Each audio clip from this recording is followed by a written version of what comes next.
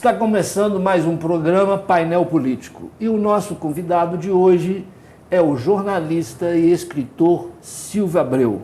Silvio Abreu, é com muita alegria que nós recebemos você aqui hoje e vamos, para começar a nossa conversa, vamos lá, a primeira pergunta.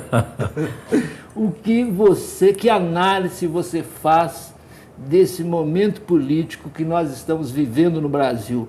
Há alguma similitude do período do João Goulart? É a mesma coisa com um pouco mais de sutileza, porque hoje, ostensivamente, os meios de comunicação ajudam a burla. Foi uma coisa que fizeram, não planejaram bem. Eles pensaram que derrubava o PT, derrubava o Lula, derrubava a Dilma e ficava por isso mesmo. Como a corrupção ampliou, então o tiro saiu pela culatra. O pessoal descobriu, primeiro, que não é necessariamente corrupção. É corrupção daqueles que pegaram o dinheiro e transformaram o dinheiro em conta pessoal, em vez de gastá-lo na campanha, né? Então, gente está presa, gente está sob júdice para ser presa, gente que todos eles torcem para que seja presa e não está sendo presa, que é o caso do Lula. O cara pode dizer, Salatiel, que você tem uma casa em Brasília. Você não tem a escritura, a casa está em nome de Geraldo da Silva, mas eu continuo batendo isso, a grande imprensa continua batendo isso, insinuando isso, e acabam a população ignorante, que não lê nada, não sabe de nada, que se informa através da TV Globo e de Globo News e dessas coisas, então essas pessoas passam a acreditar nessa mentira. E como todo mundo que é frustrado tem um ódio latente, aí ele descarrega esse ódio no Lula e no PT, né? E na Dilma, né? Esse Bolsonaro, por exemplo, outro dia eu estava vendo o Bolsonaro falar que a Dilma roubou o banco tal, o cofre do Adhemar de Barros, ela e o Carlos Mink. Ele finge que ignora que esses roubos eram para juntar dinheiro, para comprar armas, para combater a ditadura militar que se apossou do governo do Brasil. A ditadura militar com o apoio dos civis, tanto que eles punham lá, era Roberto Campos, era Gouveia de Bulhões, essas pessoas que não são governo, elas são empresariado. Seja o que for que eles façam, eles são empresariado. Governo era o Getúlio Vargas, estadista, preocupado com o Brasil, preocupado com o petróleo brasileiro, preocupado com as divisas do Brasil, com o território brasileiro. Quer dizer, eles são capitalistas que se apossam do poder e usam o poder de maneira capitalista. Então, eu acho que esse golpe foi engendrado, como foi o golpe de 64, e foi engendrado nos Estados Unidos. Não é aqui que ele foi engendrado. Aqui eles deram um prosseguimento. Você pode ver, por exemplo, desde que o Aécio perdeu as eleições, ele prometeu, e já estava em andamento, que ele derrubaria a Dilma. Isso já estava em andamento. Por exemplo, o vice-presidente, hoje presidente Tampão, ele escreveu uma carta para Dilma, você lembra? Eu lembro. Falando que ele era apenas um enfeite, que ele não era um vice-presidente, quer dizer, ele nunca se preocupou em ser vice-presidente. Isso era apenas para indispor o público contra a Dilma e começar a farra deles. Então você pode ver que aos poucos eles estão nomeando gente para o governo, gente do PSDB. O PMDB começou a mostrar uma certa força, do tipo assim, não, ninguém derruba o Temer, não. Mas agora parece que isso está em andamento e isso é soprado, tem um script. Vão botando gente do PSDB,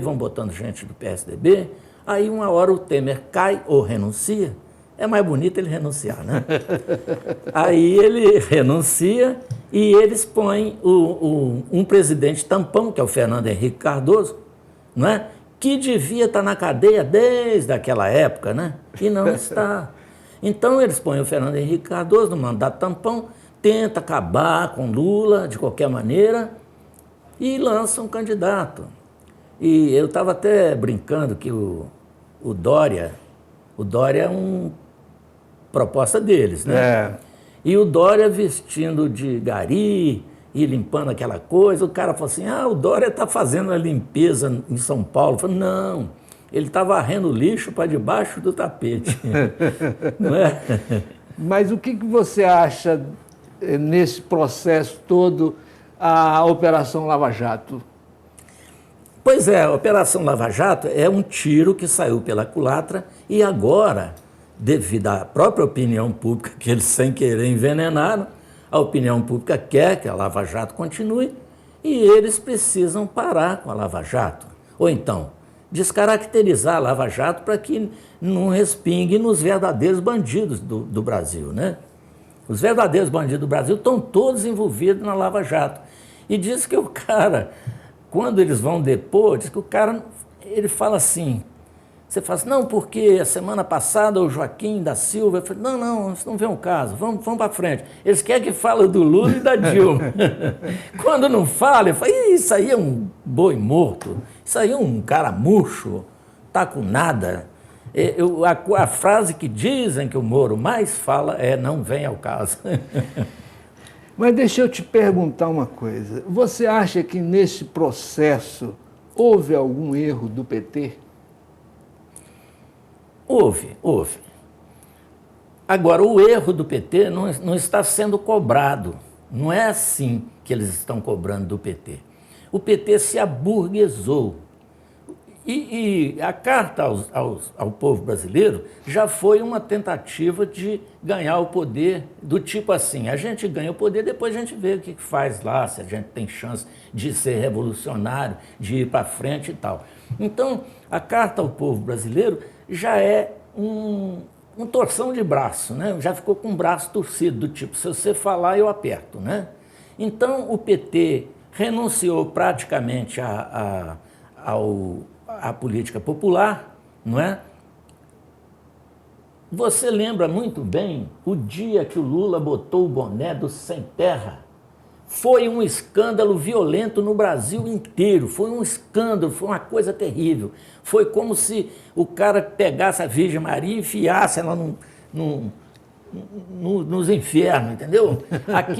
Aquilo amaldiçoou o Lula perante a opinião pública de direita, que é o pessoal a quem a Globo se dirige. Então, o PT teve essa culpa, para mim, teve essa culpa. Mas não foi por isso que eles massacraram o PT. Pelo contrário, o burguês brasileiro precisa do Lula para diminuir a miséria que tem no Brasil, porque isso vai agravando, uma hora explode, é igual panela de pressão, não é? Uma hora explode. Então, eles precisam do Lula, mas não, quem está no poder são os ansiosos por enriquecer rapidamente para tirar o time de campo. Você não vê o Shigeaki Ueki? Está ricaço lá nos Estados Unidos, é dono de petroleira lá nos Estados Unidos, né? Dizem que ele ganhava $1 por cada barril de petróleo extraído do Brasil. Então, faz a conta, quanto tempo ele ficou no poder, quantos barris de petróleo foram extraídos, não é? E você vai ver que não aconteceu nada com ele. Se você falar com o Moro fala, não, isso não é Lava Jato, não, entendeu? Não tem jeito de pegar eles, né? Porque eles são... Não é ser bandido. O brasileiro está pensando errado, pensando que por ser bandido o PT sambou. Não, não é por ser bandido. É porque eles queriam que os bandidos deles triunfassem. E não triunfou na eleição. O Aécio perdeu em Minas Gerais, não é? Perdeu até no Leblon, onde ele mora, no Rio de Janeiro, né? Silvio, e o foro privilegiado? O que você acha disso? Acho um absurdo. Eu acho que todo mundo, principalmente, você é advogado, você entende de leis. Então, se você cair num dilema jurídico, eu sou o primeiro a te acusar, entendeu? Porque você sabe o que está lendo, você sabe, você conhece a matéria, entendeu? Você é um criminoso muito maior do que eu, que sou ignorante. E como que você vê hoje, né? Eu não vou falar a sua idade, mas você já viveu um bom período da história desse país e tem, como um intelectual, conhece muito bem. Como que você vê, há uma diferença hoje de entendimento da população para o período da ditadura militar em 64? Há uma consciência maior hoje ou não? Como é que anda a consciência política do povo hoje? A consciência nossa é elitizada como a elite é econômico-financeiramente bem das pernas. A nossa consciência, eu acho que é até menor do que no tempo da ditadura, porque a ditadura tinha vários jornais alternativos.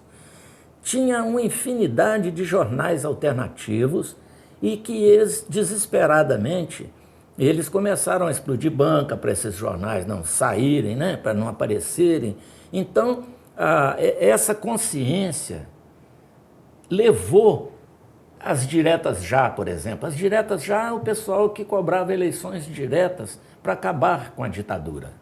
Então, nós tivemos duas traições nas diretas já.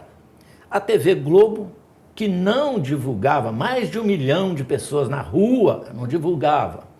E o Tancredo Neves, que deu o golpe indireto, né? Quer dizer, tornou voltar com o Brasil para a garagem, né? Entendeu? Então, nós tivemos esse problema. Agora, quanto à especificidade, eu acho que hoje nós estamos pior do que estava. Eu lembro esse negócio de BBB Brasil.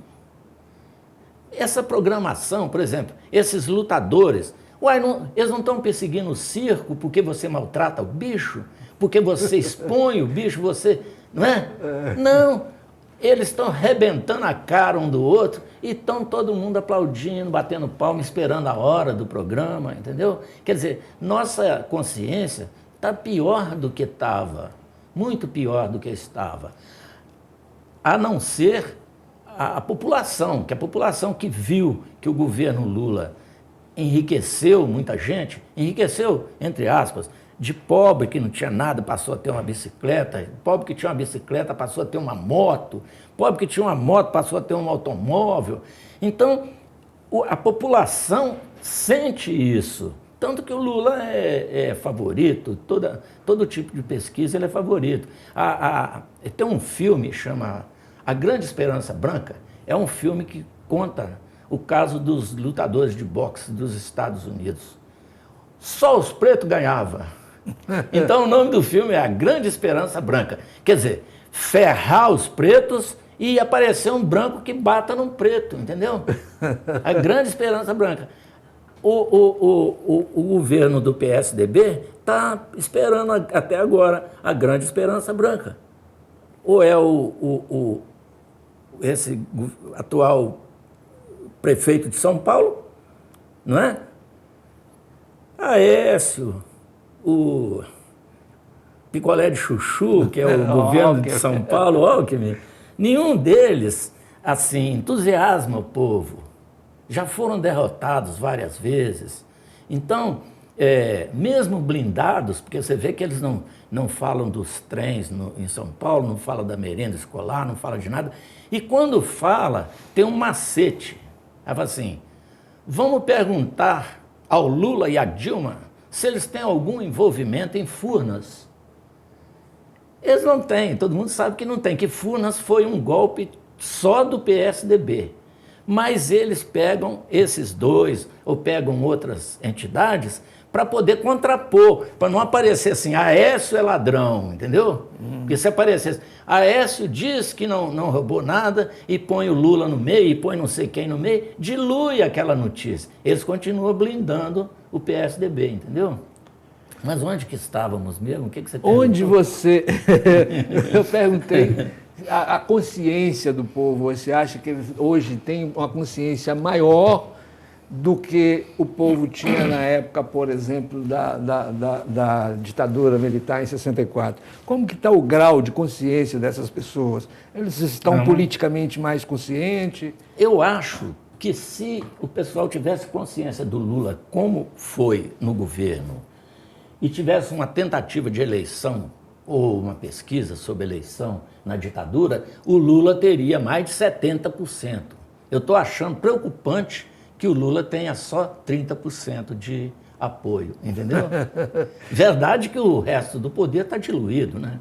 E como é que você vê hoje a relação internacional do Brasil no Mercosul, com os Estados Unidos?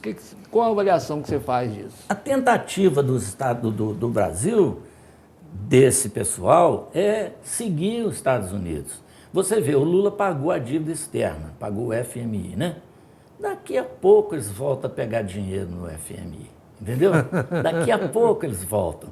Esse papo de que está faltando dinheiro, o rombo, não sei mais o quê, isso é uma conversa fiada. Outro dia o Ciro Gomes estava explicando, falou assim, não, gente, é o seguinte, quando o cara fala que está faltando 179 bilhões, na verdade ele quer uma rubrica de 179 bilhões para ele fazer a farra dele, né?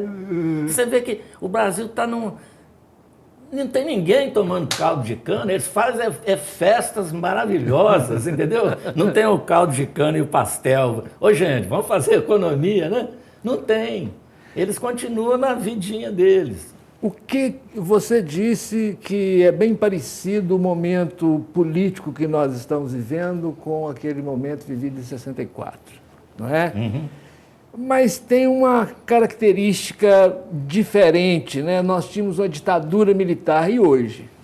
A ditadura militar ela é ostensiva. Então, ela se tornou impopular no mundo inteiro e todo mundo via o dedo dos Estados Unidos na ditadura militar, né? Nas ditaduras militares. Tem um livro do Otto Maria Carpo, eles podiam reeditar esse livro chamado A Batalha da América Latina. Todos os golpes militares para derrubar a gente nacionalista era dos Estados Unidos. Os Estados Unidos não deixam a América Latina crescer de forma a enfrentá-los, de forma a dizer não a eles. Por exemplo, os BRICS. Os BRICS são uma ostentação nossa contra eles. Por quê? Tem um Banco Mundial alternativo, né? Tem todo o poder alternativo que os Estados Unidos têm. Outro dia, não sei se você leu uma notícia interessante. Os Estados Unidos são produtores de 78% de todo o armamento bélico do mundo. No entanto,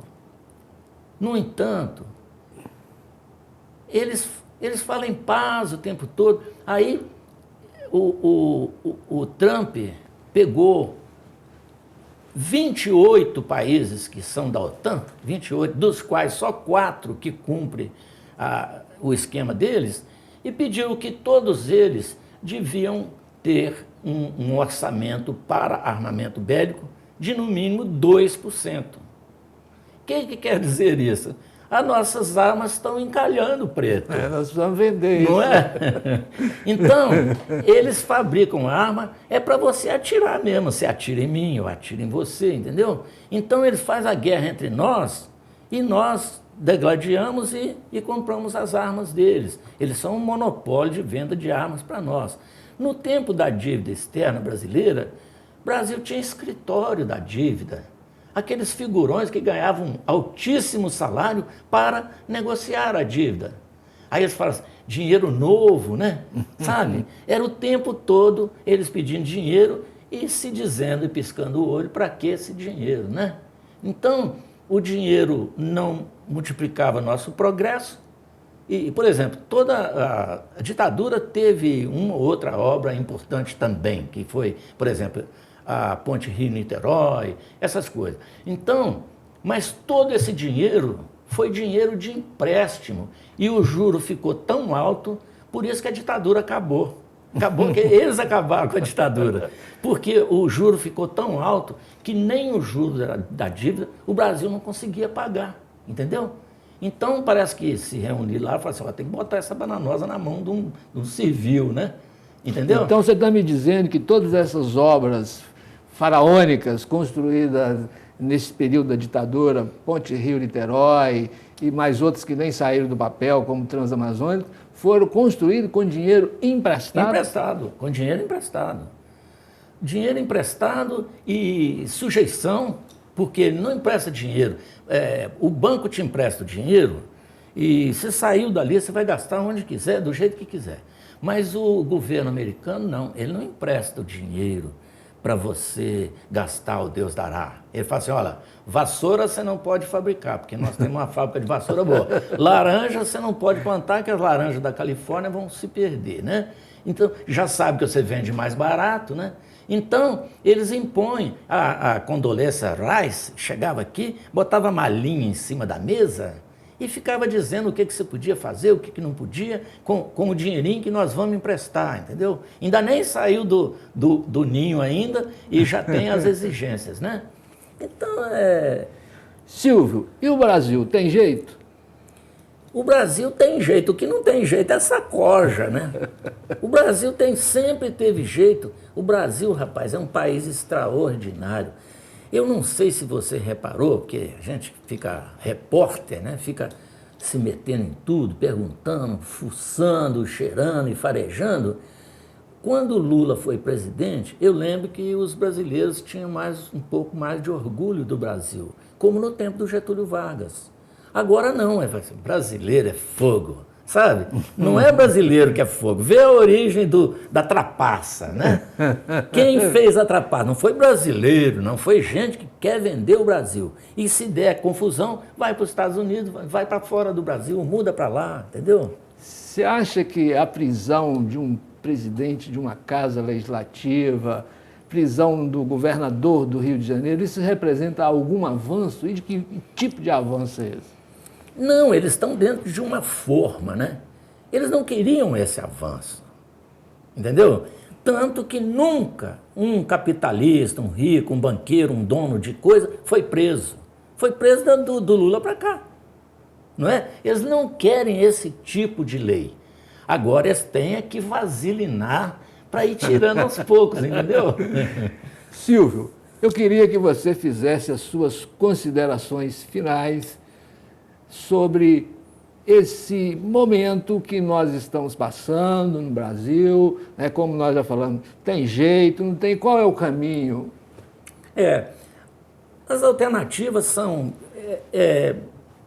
criar uma imprensa alternativa, uma imprensa independente e encher de propaganda de tal maneira que o povo passe a crer nela, que o povo passa a ler mais. Você vê, outro dia eu estava comentando isso, a própria internet conspira contra nós, porque eu lia livros de 600 páginas, 500, eu leio, continuo lendo, mas tenta ler 50 páginas na telinha, não é? Então, se o livro acabar, nós estamos ferrados, vai ser igual 1984, vai ser igual Fahrenheit 451, que o pessoal se orienta pelo telão, é o telão que governa eles, o telão é que diz quem é bandido, quem não é, entendeu? Você vê, o BOPE, o que é o BOPE? O BOPE é um negócio que só sobe morro, eles não andam no plano, né? Entendeu? Tem bandido no plano para todo lado, eles não andam, não, eles sobe morro. Como a nossa população está condicionada. Houve esse problema da greve no Espírito Santo, então o que eles fizeram? Eles começaram a invadir comércio, invadir coisa, gente comum invadindo isso. Por que ninguém invadiu? Uma Câmara de Vereadores, uma Prefeitura, um governo do Estado, o Brasília, né? Ninguém invade. Eles têm para onde ir, são carneirinhos, né? Silvio, nós agradecemos a sua participação e esperamos contar com você numa próxima oportunidade. Gostei muito de conversar com você. Aquele abraço.